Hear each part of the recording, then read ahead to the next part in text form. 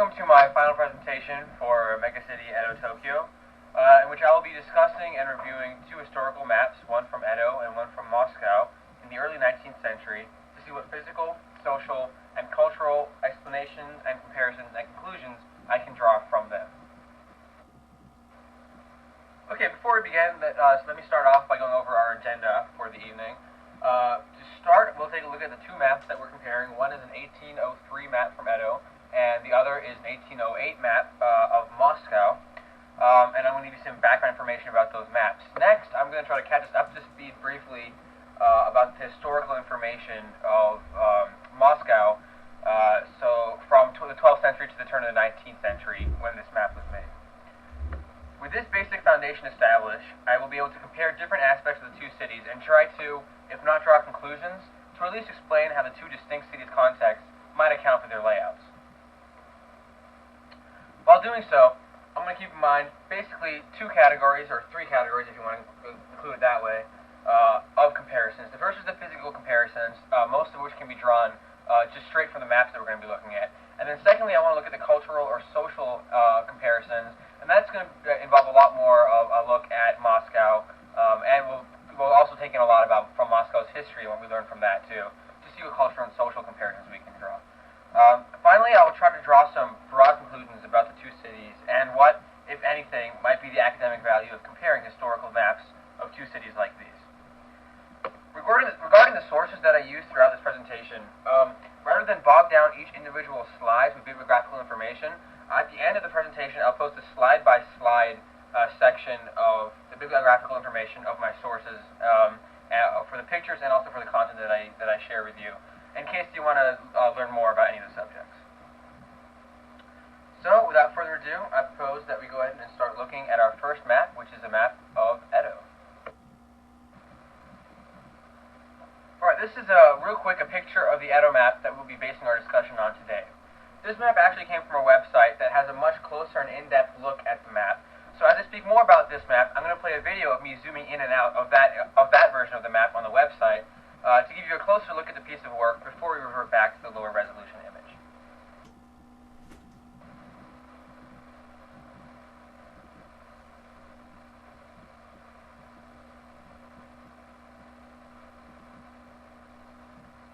This map is the result of an 1803 project led by Kanemaru and Subayara. It is a detailed map of Edo, and as you can see, the surrounding region as well. It was originally 190 by 164 centimeters, folding to 27 by 20, with a scale of 10 centimeters to 1.38 kilometers.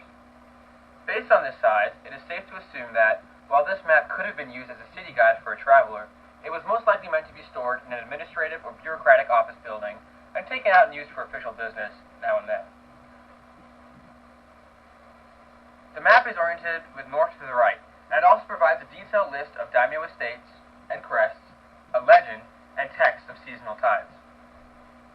Main temples and shrines are shown pictorially, which suggests that these landmarks held particular importance even in maps that were meant to be used only in an official capacity.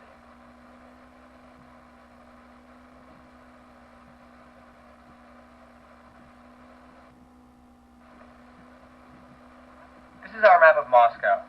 This particular image is also very high resolution, so just as before, while I talk a little bit about it, the next slide will show a movie of me zooming in and out of different areas of the map for you to get acquainted with it.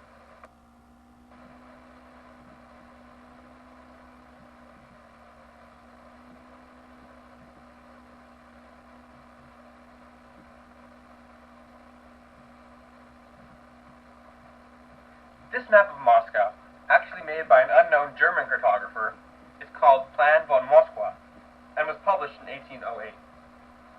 Its original size and use is also unclear, but given the somewhat vague attention paid to detail, particularly in the plots of land within the city walls, which I will discuss later, I can assume that this was simply meant as a general information map for what was then Rhineland and its authorities. Its scale, as you saw earlier, was given in arshinen, although the notes on the website at which this map is located indicates that this is incorrect. Rather, it should be given in sajin, which is an outdated form of measurement, one of which is equal to roughly 7 feet. The map shows major rivers, roads, and land both in the walls of Moscow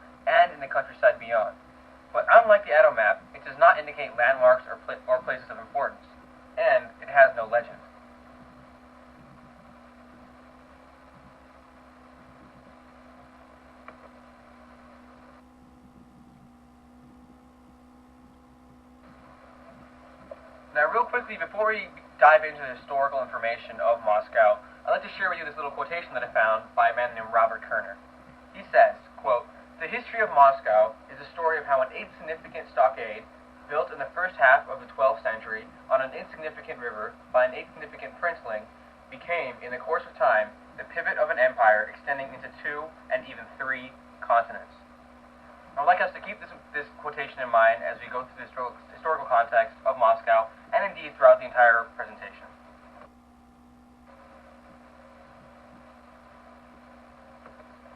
Moscow was founded in 1147 AD by the Grand Duke of Kiev, but only grew to relative prominence when the Grand Duke Ivan transferred his residence there almost 2 centuries later, in 1328. He proceeded to name his land Kreml, which means fortress, and is the source of the word Kremlin with which we are familiar today. He then surrounded the Kreml with a wooden wall, which today can be seen in the largely reconstructed Kitai-Gorod gates, the outline of which is circled in red on the map to the right. Just as Tokugawa Ieyasu is widely recognized as the founder of Edo, Ivan III, or Ivan the Great, is acknowledged as being the first to truly establish Moscow as a regional supercenter in 1480, establishing primitive trade routes and delineating city boundaries. These new boundaries, outlined in blue on the map to the right, were originally simple earthwork and moats, but were soon built up into stone walls. Behind these walls were wide, 350-yard empty plains, for reasons which will become clear shortly. A third final wall was built in the mid-16th century, the Zemlyannoy-Gorod Wall, a 9-mile-long, 16-foot-high wooden wall surrounded by a moat which still exists, albeit in renovated fashion, today. Surrounded in the right in green, this wall consists of nearly 100 closed towers and 34 gate towers, and was reinforced with earthen bastions where it intersected the Krimsky Ford. Herein lies one stark developmental difference between Moscow and Edo. It is clear already that Moscow's fundamental layout was designed with the sole purpose of protecting itself against the perpetual onslaught of invading forces. While the Tokugawa regime did have to deal with some hostility, it certainly did not warrant the construction of 3 complete walls and moats for protection. The 2 largest threats to developing Moscow were invasion and fires, and the 2 often went hand in hand. A devastating fire swept through the city in 1571, following the invasion of the Khan of the Crimean Tatars, who proceeded to wrest control of Moscow. Then, in 1612, a self-inflicted fire reduced Moscow to ashes in a period of turbulent unrest, which settled down once a new Tsar gained control and the Romanov dynasty was established. Great fires followed in 1699, 1701, in which the Kremlin burned completely to the ground, 1712, 1730, 36, 48, and then, in perhaps the darkest day in Moscovian history, in 1812, when the Muscovites burned their own homes and possessions behind them as they fled from the invading Napoleonic army.